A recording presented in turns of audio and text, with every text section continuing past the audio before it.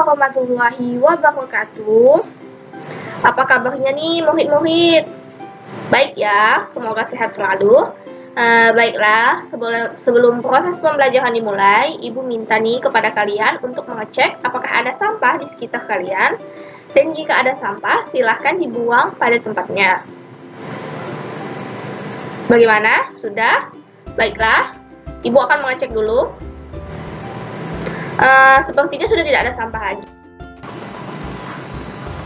Baiklah, sebelum memulai pembelajaran, alangkah baiknya kita berdoa terlebih dahulu. Silahkan berdoa menurut agama dan kepercayaannya masing-masing. Berdoa dimulai.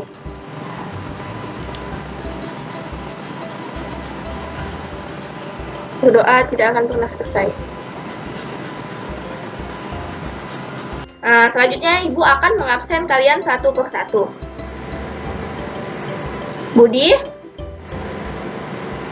Fadil,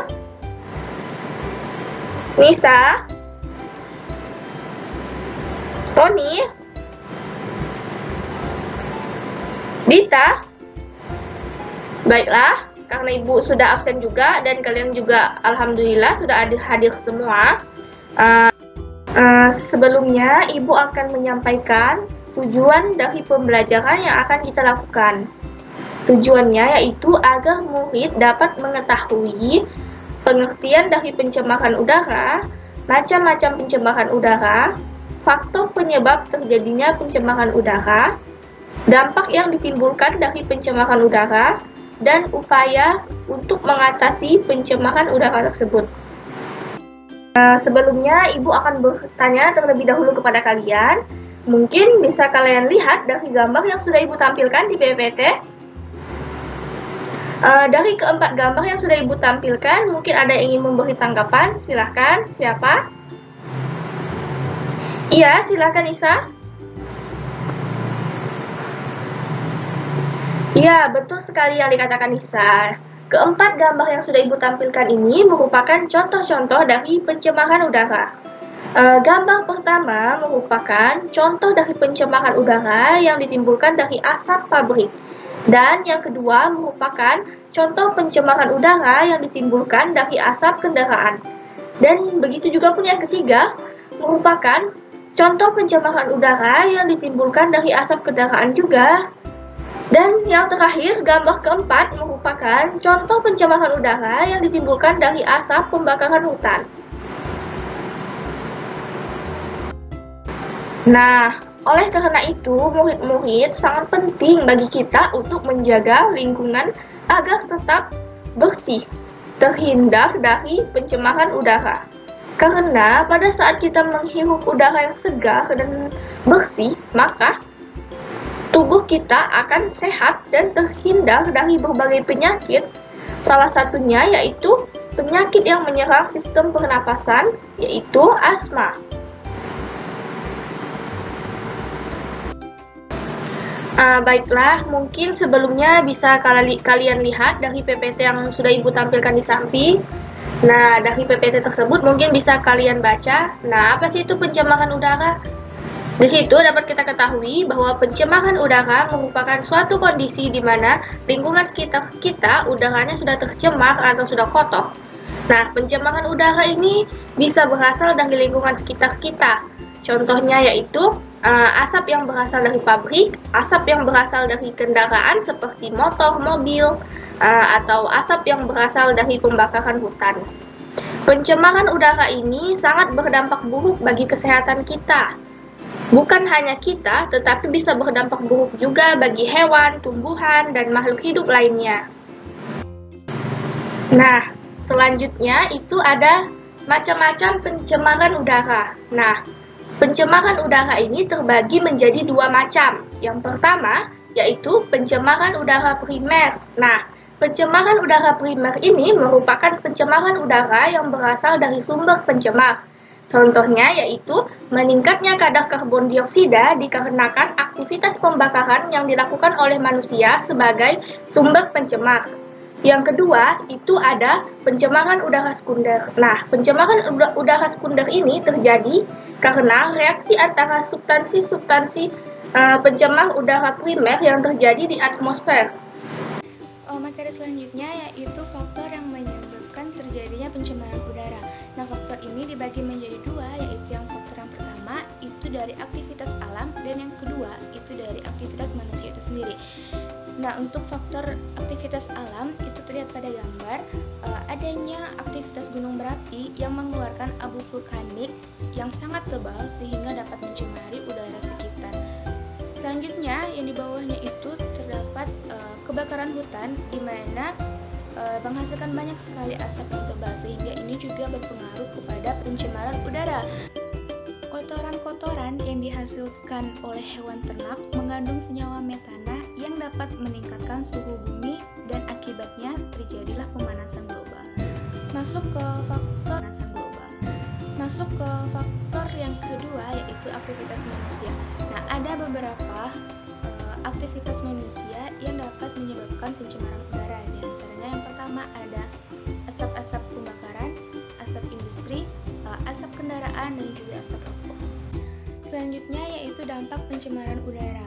Pencemaran udara memiliki dampak yang negatif bagi kita. Yang pertama yaitu dampak pada kesehatan. Pencemaran udara dapat menyebabkan berbagai macam penyakit pernapasan. Udara yang kotor membawa senyawa-senyawa yang tidak baik bagi kesehatan. Mengapa? Karena pengendapan-pengendapan logam yang terlarut dalam udara dapat mengendap di paru-paru dan dapat menimbulkan iritasi. Yang kedua dari dampak pencemaran udara yaitu dampak bagi tumbuhan. Nah, bukan hanya kita yang mendapatkan dampak yang negatif dari pencemaran udara, tetapi tumbuhan juga mendapatkan dampak yang negatif dari pencemaran udara.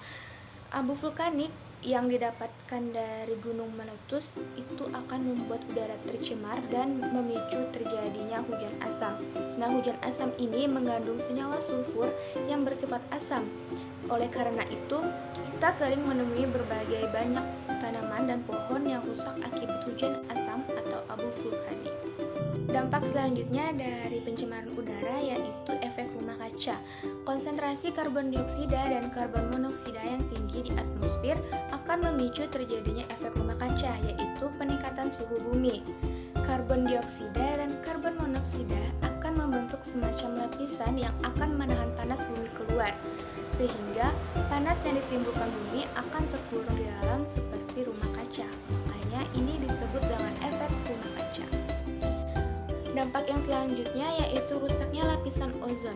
CFC merupakan senyawa yang sering digunakan dalam produk-produk pendingin seperti freezer dan juga AC. Ketika CFC terurai di atmosfer, maka akan memicu reaksi dengan oksigen penyusun ozon. Dengan demikian, ozon akan terurai yang menyebabkan lapisan ozon berlubang. Padahal, lapisan ozon berfungsi sebagai pelindung bumi dari panas yang dipancarkan oleh matahari. Setelah kita mengetahui faktor yang dapat menyebabkan pencemaran udara, kita juga harus tahu bagaimana upaya yang dapat kita lakukan untuk mengurangi pencemaran udara di sekitar kita. Yaitu yang pertama, kita harus lebih sering menggunakan kendaraan umum. Asap dari kendaraan pribadi merupakan salah satu penyumbang utama kemacetan dan populasi udara di kota. Jadi sebisa mungkin gunakan kendaraan umum ataupun sepeda ataupun lebih baik jalan kaki karena itu lebih sehat. Cara yang kedua yaitu dengan tidak membakar sampah. Pengolahan sampah dapat dilakukan tanpa harus dibakar loh, yaitu dengan melakukan 3R, yaitu reuse, reduce, dan recycle. Atau juga bisa dilakukan dengan menimbun sampah tersebut ke dalam tanah. Yang ketiga yaitu dengan menanam lebih banyak tanaman. Tanaman akan melepaskan oksigen dan menghirup karbon dioksida dari udara, sehingga udara dalam rumah dan lingkungan sekitar akan menjadi lebih segar. Cara yang keempat yaitu dengan mengurangi pemakaian AC dan juga listrik. Tenaga listrik di Indonesia itu kebanyakan masih diperoleh dari mesin-mesin pembangkit listrik yang menggunakan minyak atau batu bara, sehingga menciptakan banyak asap dan juga polusi.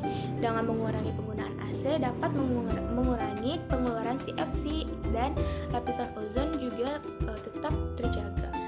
Saya sudah membagikan kalian dalam beberapa kelompok. Sekarang kalian lakukan diskusi di dalam kelompok sebelum kita melakukan game turnamen. Pastikan juga bahwa teman satu kelompoknya hanya memahami materi yang sudah disampaikan sebelumnya.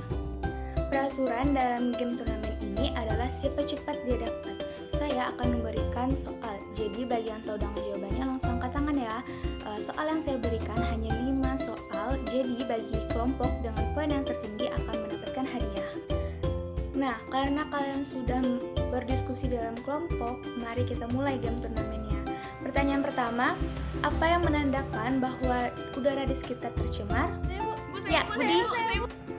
Banyak asap, berbau, pengap, berwarna, dan dapat menyebabkan iritasi mata. Betul, 1 poin untuk tim Budi.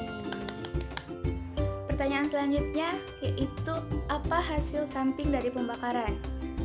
Ya, komposisi. Karbon dioksida dan karbon monoksida, Bu. Betul, 1 poin untuk tim Siti. Yeay. Pertanyaan selanjutnya, mengapa karbon monoksida berbahaya bagi kesehatan? Ya, tim Sarah.